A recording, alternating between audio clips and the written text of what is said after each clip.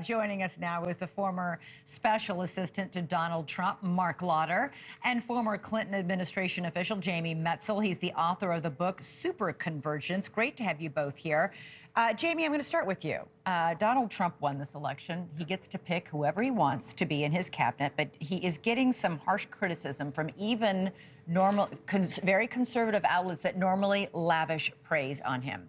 This is what the New York Post wrote about his pick of RFK Jr. as Health and Human Services Director. The editorial board of the newspaper met and interviewed RFK Jr. Quote, his views were a head-scratching spaghetti of what we can only call warped conspiracy theories, and not just on vaccines.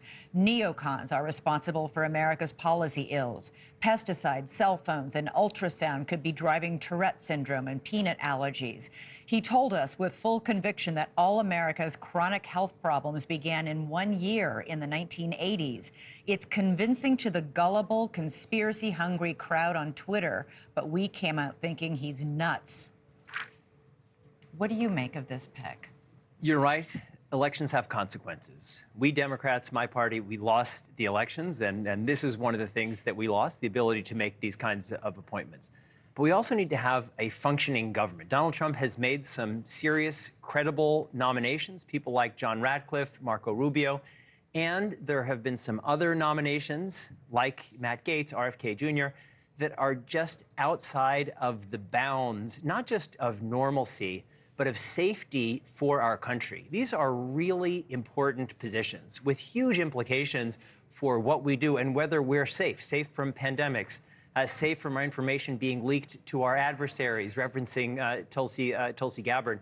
And so with these kinds of really dangerous nominations, I hope that we still have a functioning Senate in the United States with Republican senators who will make their evaluations of these nominees not based on their fealty to Trump, right, but on their respect for and defense of the Constitution. You've been on this show many times talking about the origins of COVID. Yeah. You are very smart on this kind of issue. He is pledging, RFK Jr., to stop the NIH from investigating infectious diseases. Yeah, it doesn't make sense. I mean, you're right. I've been very, very active on COVID origins. I've worked across the aisle with all kinds of Republicans, people of all kinds of backgrounds. You were out there saying it was a lab leak. Yes, and I long still, before when everybody said you were crazy. And it's true, and I still believe it. Yeah.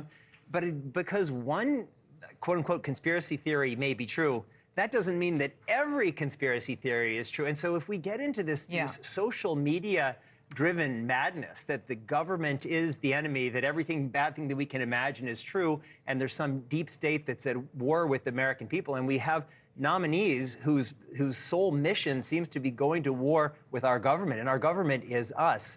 That is not a recipe for success, not just for the Democratic Party, but for the country. Mark, the New York Post goes on to write, Trump won on promises to fix the economy, the border, and soaring global disorder. His team needs to focus on delivering change on those fronts, not on having to defend crackpot theories or trying to control RFK Jr.'s mouth.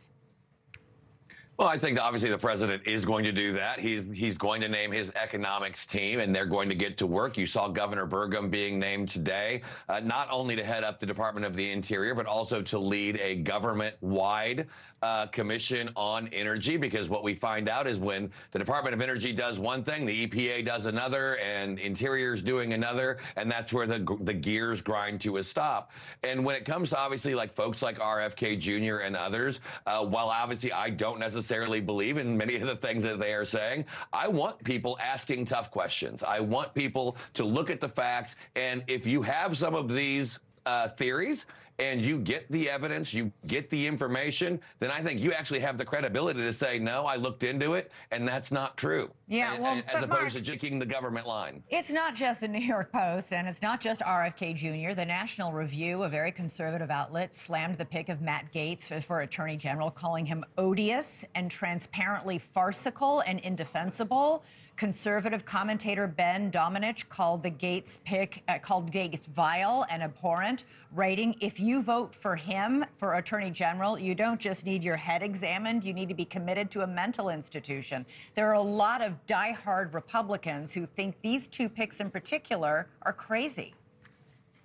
Well, and look, as history as a precedent, there's usually one pick or so that the Senate rejects from every administration across so both which parties. one is it going to be?